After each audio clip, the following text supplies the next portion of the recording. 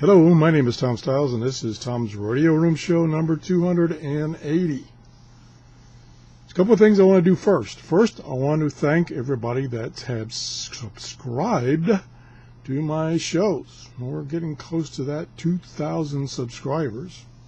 And secondly, I want to thank everybody that's been using my Amazon store. By you doing that and buying something through my store, I get a small commission, and then I can take that commission and buy something to review on my show, which I have recently done. And that's what the show's about. Here it is, Grundig G2 Reporter. New radio I got, new to me.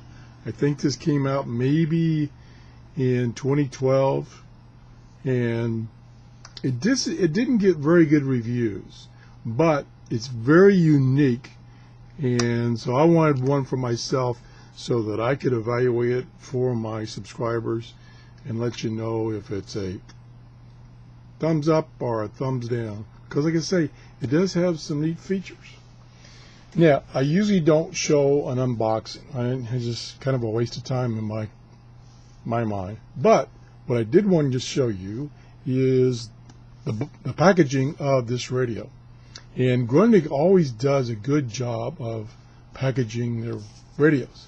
So this guy, it's a slide out box, neat little map on there, and then it folds out. I took the radio out already, and over here is where the radio was, and then over here it's some information about the radios, and then in this side of the box was where the accessories are stored. And it comes with, let me close this back up, zip, and put this back in here, zip, zip, and that's out of the way. Okay, now here is the radio. There it is. Neat little package. Stereo. Now, this is the Grundig G2, as I said, and it's identical to a DGen radio, the DGen DE1128. I think they're identical. Maybe there's some subtle differences in the actions and features, but they look the same.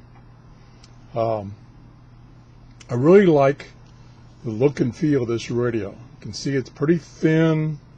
Like I say, it's got stereo speakers.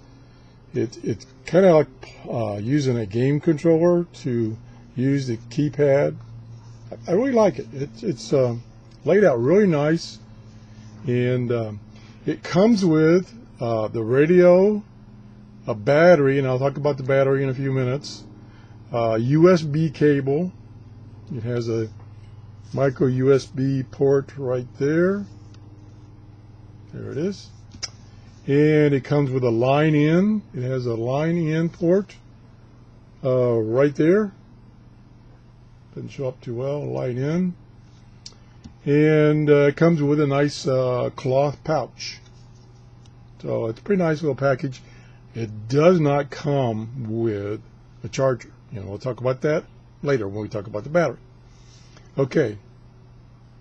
Now, the one thing that it's a little confusing is at one time, and I don't know again exactly when it came out, there was another Grundig G2, but it wasn't called the G2 Reporter like this one is. And it was a very low-cost AM/FM weather radio. Very kind of cheaply made. I really wasn't impressed with the pictures I saw. So don't confuse this radio with that G2. This radio has AM/FM shortwave, and it has no long wave, and it has no single sideband. So the shortwave is 2.3 megahertz to 23 megahertz. Continuous. There's no breaks. The minimum tuning size is 5 kilohertz, which that's fine if you're just listening to international shortwave and stuff like that. But if you're trying to tune a utility station or a ham radio station, non-single sideband, could be a little tough with that 5 kilohertz step increment. The display is real easy to read and very unique. Let me turn it on here. There's the name, Grundig, and turn the volume down. Oh yeah, man, we don't want any music playing. It's very easy to read. It's a bluish backlit, and I'll get into more about the display in a minute. It does have, and you probably can't pick it up on the camera. Yeah, you can maybe. It does have a true S meter. Well, I'll call it S meter. Strength meter. It's not just off and on. It does give you an indication of strength. It's direct. It has several ways of tuning. It has a keypad for direct tuning to a frequency. You can hit, in case if you're on a shortwave band, you can hit the shortwave button and you continue to hit it. It jumps through the international bands, the meter bands. You can have it, it has the AT automatic tuning function, so you can use that. You can use the knob over here to tune it. You can see it changing there. So it has a number of ways to tune the radio. It has a stand, so it stands up like most of these radios do. Nice, comfortable positions. You can even see that's even a good position for my camera. Maybe I'll leave it there. And let's see the backlight. I gotta remember how to turn the backlight back on. But anyway, the backlight you can set it to stay on if you want.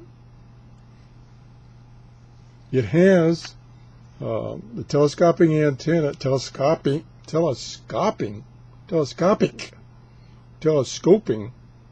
one of those terms, antenna. And this thing is really long. It's 36 inches long. That antenna extends to 36 inches, which is really good for listening to shortwave. Although it makes, let me just try something I haven't tried yet. Yes, it does swivel, so that's good. So that means when you got, whoops, stand back up here. So that means when you're using the stand, you can swivel that antenna around and pull it forward so that it's sticking straight up. So that's a nice feature. Some radios, you can't swivel the antenna, it just comes up and that's it. So you can't swivel it, and therefore you can't get it to point straight up. So that's a plus. It has, talking about antennas, it has no external antenna jack. So you have to clip on to the telescopic antenna on shortwave or FM. So no external jack. Now, one other feature is the radio, and this is what caught my eye, and that's the reason I purchased this, is this radio can record, or this system can record. It can record from the radio. So if you're playing something and you want to capture it, for instance, if you happen to be listening to a shortwave broadcast and you can't stay at the radio, well, you can put it in record mode and then play it back later. You can record from line in. I think, nope, it's on the other side. Yeah, line in's over here. You can record from that. So if you have another radio that you want to record, you can use this as a recorder. That's why they call it the reporter. And then you can also record from either the built-in microphone or something I didn't find in the manual. It actually has a microphone input here. Now I don't know if you can record from that.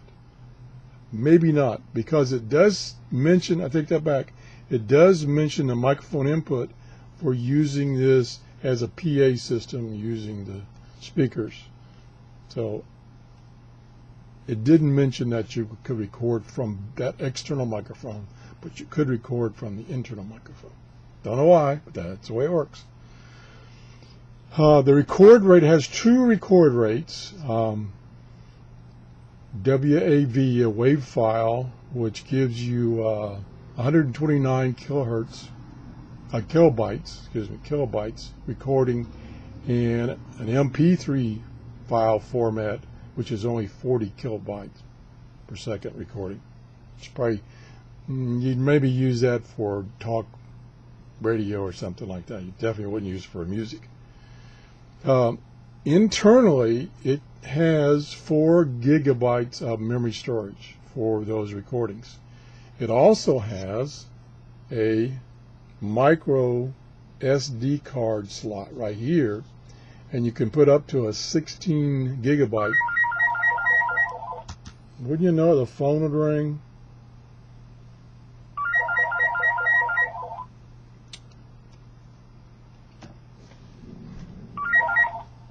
Hello. And you know, I hate it because these solicitors, phone solicitors, they call around supper time, and I just finished my supper, and very annoying. But anyway, let's go on. You're not going to stop me from doing my show, stupid solicitors. Okay, where was I? I talked about the micro SD card for recording. And you can load, on your computer, you can load files to playback, MP3 files, WAV files. Or you can use you can use this micro USB port to load files. That's my understanding. I haven't done that yet. So many features, I haven't tried them all.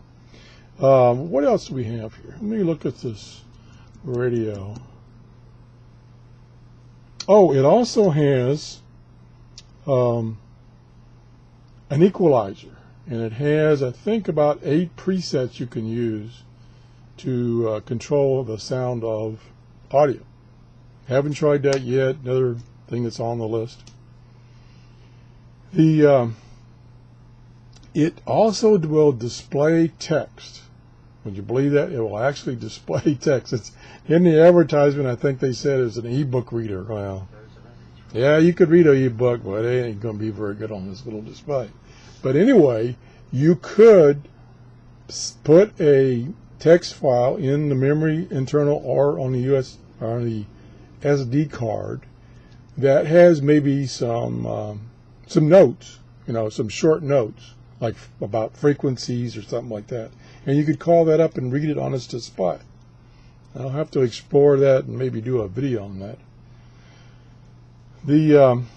It also has the RDS function, which is on FM radio. They also transmit digital data about the show or the music playing or whatever. And this radio will decode that RDS information. Just a ton of features. That's why I really hope this radio is a good radio, because it's got a lot of features. The ATS function has 2 modes. One is you can have it scan the entire shortwave band, for instance, or the FM band. I'm mainly interested in the shortwave band, from 2.3 megahertz to 23 megahertz. That's one mode. Another mode, if you have selected one of the international meter bands, it will just scan that band. And the scan, from the testing I did, is continuous, so it never stops until you stop it. And it's recording what it found in memory. So that's kind of a neat feature. I hope it works good. We'll find out. It has the typical clock, timer, sleep functions that a lot of these radio have. Nothing special there.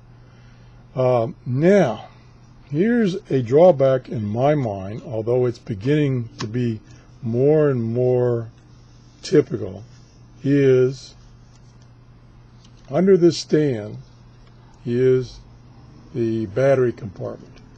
This is where the battery is, and it's one of those flat, if I can get it open, here we go. I don't know how well it'll show up, but I'll show you anyway. There's the battery right there. It's one of those flat lithium batteries. And it's charged. That battery, let me put the cover back on before I lose it. How many radios do you have? You've lost the battery cover. Hate that when that happens. There we go. That's back together. Okay. So anyway, it's a lithium battery, and it uses the USB port, wherever that was, over here. It uses the USB port to charge that battery. And that's the only way you can charge that battery. You can't use any other kind of batteries. You can't use AAAs or AA's. You got to use that lithium battery. So over the years, a battery will go bad, and you'll have to try to find a replacement. So that's a drawback. It does not come. So I told you how to charge it with this USB port. It doesn't come with an adapter to charge it. You have to supply your own adapter. Now it does come with a cable that will connect to this USB port and to a standard full-size USB connector on your computer or your laptop. So you can charge it that way. Or I have an adapter charger for my phone, which you can unplug the cable for the phone and then plug in a standard USB cable, which this has, and I can charge this radio with that adapter. So I'm okay as far as charging. What else? Let me see. Oh, it has a mute button, so that if you get a phone call, you can just hit that mute button, and it will instantly silence the speakers. And you can talk on the phone. When you're through talking on the phone, hit the mute button. You're right back. Same sound level and everything. That's kind of neat. The FM also is FM stereo, but I don't understand this. But the default when you select FM is mono, so you have to select stereo manually every time you go to FM. Don't understand that. And what you do is you just press FM to select FM and then press FM again, and that takes you into FM stereo. Not a big deal. Just got to remember that. Now, the radio can be used when you're charging the battery. That's provided you've got a good battery, good source, USB charging source, so it doesn't have a lot of noise on it, AC noise and stuff like that. So you can do that. The contrast on the display can be selected via one of the menu buttons, and that's another nice feature. So I think I've kind of glossed over all the features of the radio. Do be doing another video or 2 videos, 3 videos about using the radio itself and the reception capability. So that's the show for today. Thanks for watching.